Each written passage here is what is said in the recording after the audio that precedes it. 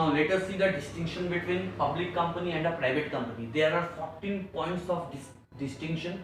In this class, I will be discussing 7 points of distinction, and the rest 7 points of distinction I will discuss in the next video class. Now let us start with the first point of distinction. The first point of distinction is minimum number of members. So minimum number of members required to start a public company is 7, and in case of private company it is 2. Second point is maximum number of members. There is no limit on maximum numbers for a public company, and the maximum limit for a private company is 200. The third point of distinction is minimum number of directors. So in a public company, minimum numbers of directors required is 3, and in case of private company it is 2 directors. The fourth point is public invitation for capital. A public company is free to invite public to subscribe in the shares and debentures of the company. A private company cannot invite public to subscribe in the shares and debentures of its company.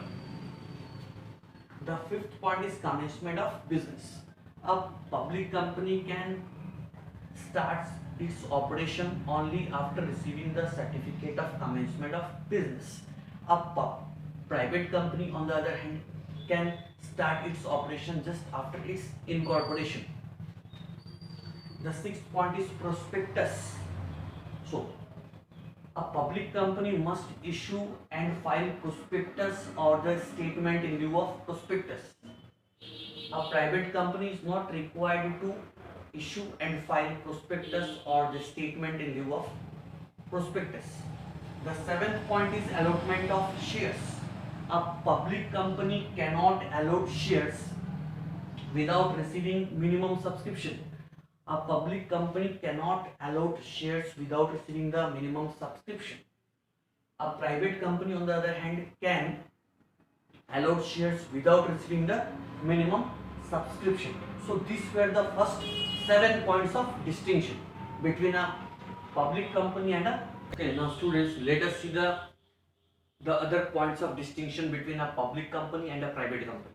The 8th point of distinction is statutory meeting. A public company must hold a statutory meeting. Next, in a private company, it is not required to hold a statutory meeting. Next point of distinction is statutory report. A public company must file a statutory report. A private company is not required to file a statutory report. The 10th point of difference is transfer of shares. The shares of a public company is freely transferable, but the shares of private company is not freely transferable. The 11th point of distinction is share warrants. The public company cannot issue share warrants, but a private company can issue share warrants. The 12th point of distinction is rules regarding directors. The appointment, reappointment, the retirement of directors are subject to government approval in case of a public company, but the retirement, appointment, reappointment of a directors of a private company is not subject to government approval.